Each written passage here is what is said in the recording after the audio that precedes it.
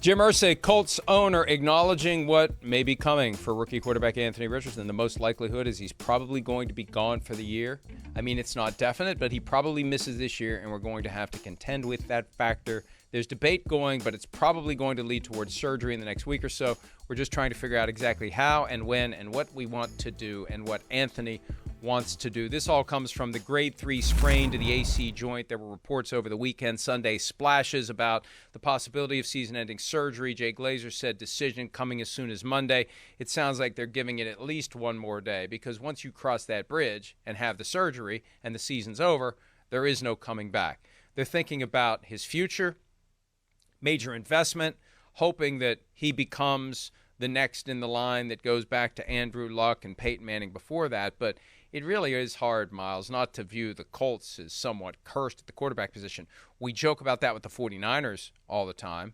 But when you look at everything that's happened since Andrew Luck abruptly retired late August of 2019, Jacoby Brissett to Phillip Rivers to Carson Wentz to Matt Ryan, and now you get somebody in there who is not on the wrong side of his best years, and in his first year had a concussion, missed a game, now has the shoulder injury, and likely out for the year.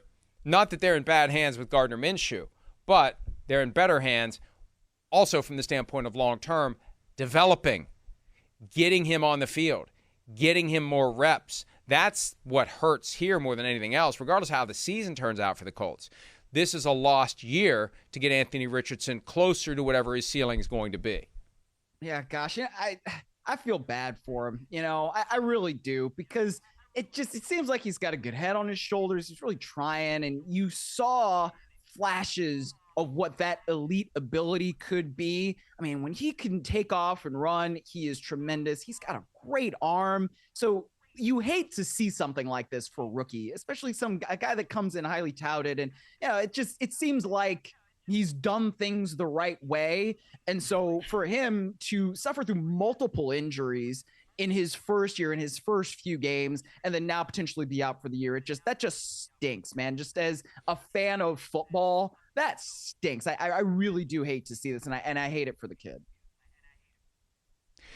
And so it means Gardner Minshew the rest of the way, who was not nearly as stellar as he'd been in recent performances when they got blown off the field by the Jaguars on Sunday. But I think the Jaguars are going to blow more than a few teams off the field this year. The Colts try to move forward 3-3, alive, relevant, but missing the guy that had shown flashes that he really could be, superstar. He was the guy coming out in the draft. And I remember when Chris Sims was doing his quarterback rankings, when he said superstar potential for Anthony Richardson, that's when you just perk up and say, hey, everybody's looking for that superstar. Yeah, you want to have a quarterback who can help you win games and be relevant and contend, but a superstar is going to carry you to the top of the mountain. So regardless, bad for the Colts, bad for Anthony Richardson, both in the short term and just longer term idea of getting him to where he needs to be. And it's just a shame that it happened. But a lot of injuries this year generally, a lot of quarterback injuries, 5 alone this weekend. They were working on Dak Prescott during the game last night, doing something with his back, and you could see after he had a big Band-Aid on his elbow, and Herbert's got the bad finger. Once they start playing these games week after week after week, even with all of the safety precautions, there was that hit last night on Justin Herbert when he was sliding. He got rocked. And, when the videos are out there from the 70s and the 80s and the 90s. I mean, hits like that. One of the hits over the weekend, big hit. I can't remember which game it was.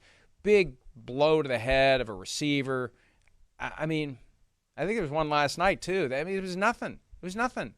The challenge was, and the receivers were wired to just pop up and act like they weren't affected by it, even if they clearly were, because you didn't want the defensive back to think he got the better of you. But those hits were completely legal. But even in today's game, with all the changes that have been made, it's still brutal, and guys are still banged up. We're a third of the way into the season, exactly a third of the way by way of weeks, not games, because some teams have had bye and some haven't. But 6 weeks in to the regular season, there's a lot of guys that are injured, Myles.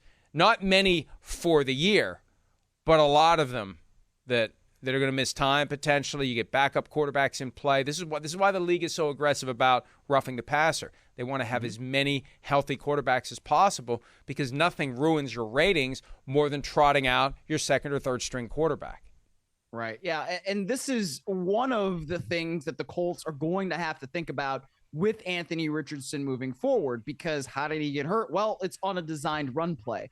And what do you not want your quarterback to do? Well, get blasted when he's running it, because that's the guy that you need to touch the ball on every play. And that's the guy that you need to deliver the football to his skill players. But I mean, this is what it is right here when Richardson gets crushed by the Tennessee Titans last week.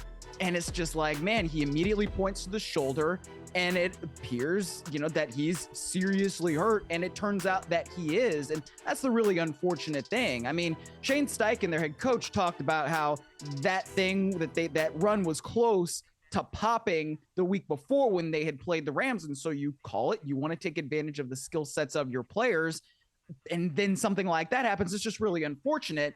And now it means that Anthony Richardson is not going to get the valuable playing experience that the whole front office, whether it was Irsay, whether it was Chris Ballard, and Shane Steichen played into this too, they were all talking about the fact that Anthony Richardson needs to play. They need to have him gain experience because he simply didn't have that much as a starter at Florida. That's not necessarily a bad thing when you come into the league. It's just, he's a high ceiling player and you want to make sure that he can get to that high ceiling as quickly as possible. And for them, the thought was, let's play him. Let's get him on the field. Let's get him these valuable snaps of experience. And now you're not going to be able to do that because he was injured on a designed run.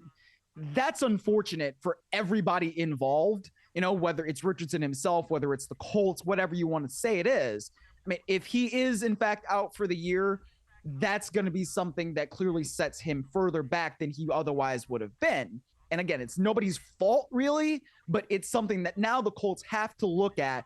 Do we want to run him and put him in these potentially harmful situations as much as we did when he was a rookie? And if you do that, then that kind of takes away from the thing that makes him so brilliant. But you also can't get him hurt, because if he's hurt, then he can't play. So it's something that they have to weigh going forward for sure. He was the 4th overall pick. C.J. Stroud, the 2nd overall pick for the Texans, has been playing great this year. He's been the best of the three by far. Then there's the number 1 overall pick, Bryce Young, drafted by the Panthers after they traded up from 9-1 to get him, necessarily putting even more pressure on the kid. And I hope teams will start factoring that in to their decisions about their, this obsession, got to get the franchise quarterback. Oh, hey, let's go all in to go get, and now he's going to be the 1st overall pick. And yeah, it's going to be hard for him, because everyone expects him to come out and play at a very high level. Hi, it's Mike Florio. Thanks for watching PFT on YouTube. Hit subscribe for the latest news and analysis from Pro Football Talk.